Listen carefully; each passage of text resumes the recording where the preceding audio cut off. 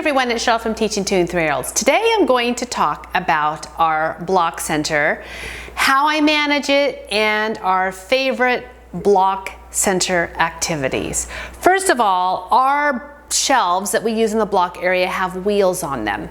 And the reason is because I like to move these around. And sometimes, depending on the class, I will move this out so it kind of isolates the area so that the activity kind of stays, it kind of contains it a little bit in the block area. Other times, especially with our 2-year-olds, they tend to like to use our big circle time area to build. So I'll push this, I'll just wheel it over to the big circle and they'll work from there. Also at the beginning of the year, when our children are just learning how to come to the circle time, it can be a distraction having the blocks, then the children seeing them. So having the wheels on these, I can just turn the block shelf around so that they can't see the toys anymore. And that really works well. And I do the same for the unit block cart. When we're not using it, I'll turn it around the other way. Less distractions is always best when you're trying to do circle time, but that's for another video. So let me show you some of our favorite activities. First of all, when I start the year out, I do not have all of this out. And I discussed this in other videos that when the children first arrive at the beginning of the year, we are just learning how to use everything. And I do not assume they know how to take care of anything. I don't make that assumption. I act like none of them are going to know this. They've never seen this before. And so we're going to start slowly so it's not overwhelming. So I do not have the unit blocks out. I might have a playhouse out with the people, and I will have cars because that's always a favorite. I will most likely have trains on our train table, and that is about it. Because when you have a lot out and they're still learning how to use the materials, that's when I start to see things thrown. I start to see baskets getting dumped. Not because they want to play with what's in it, just because that's what they do. Especially the 2-year-olds, they just want to flip everything over. So while we're learning how to use everything, less.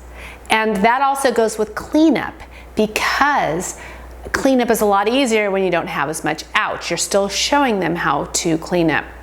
And what I do when it's time for cleanup is I will say, Johnny, can you please put the blocks on this shelf? Or I'll give them a little basket and say, can you put the cars in this basket for me?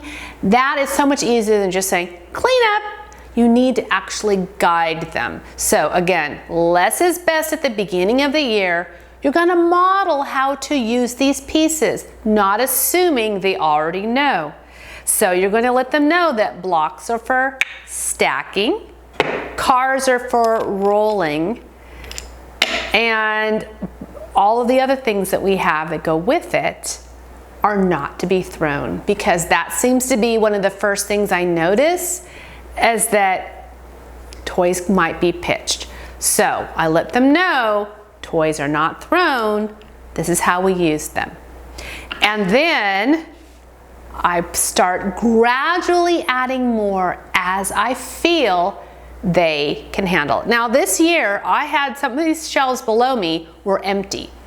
And it's so hard for me not to put something there, but I know from experience that, again, less is best. Eventually, I will be able to put things on those shelves, but not right now. So I always make sure that, again, when we start the year off, we have cars, and we have trains, and we might have some people. And I might have our arch blocks, because those are easy. They like to spread those out, drive the cars underneath them, and they're easy to clean up. And then I'll add more. So here are some of my favorites. I like to have something like some sort of a car ramp that they can use. And we also have a parking garage that I'll bring in that's a huge hit. This is, if I have a dollhouse out, it's the block area that I usually put it. We love to use tree blocks. We love to use unit blocks, which you can see right over here. We actually have a separate cart for our unit blocks. You do not need to have that. We didn't have it for so many years. It took us a while to be able to afford to purchase one. So when we didn't, I just put them on the regular shelf here. Another thing that we love waffle blocks. Now we have great big huge waffle blocks in our hub room upstairs. That's an indoor activity area that they love. But in the classroom we have these small ones and they love these. And like I said, we like to have some people. And I love to use literacy all over our classroom. So I might put some big letters out. And it's amazing what they'll do with these in the block areas. Then they will look and see if they'll start looking to see if they can find the letter of their name in there as well. So these are some of our favorites, but the list really goes on, and I just happen to have put all of our favorites in my influencer shop. So that link is in the description, and I also have a post on my website where I share different activities that you can do in your block area, and I will put a link to that in the description as well.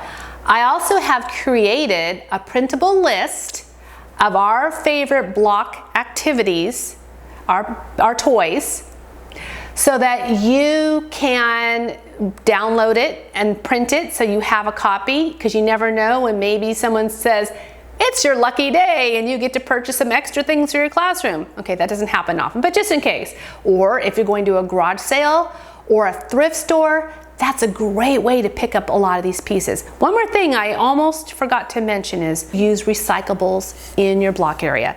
These are tubes that we have wrapped with tape that the children have driven the cars through, or they've stacked it. Loose parts is an amazing thing to have in the block area. So I might have baskets of spools, and I might have paper, and I might have, one year we had wallpaper samples, and the children cut them to look like roads, and we laid those out. What you really just need are things for the children to put together, collect, using their imaginations. There's so many things that you can use, recyclables that you can put in this area that they can use as well. So these are just some suggestions. And what are your favorite things to put in your block area? Let me know in the comments section. Thanks for watching.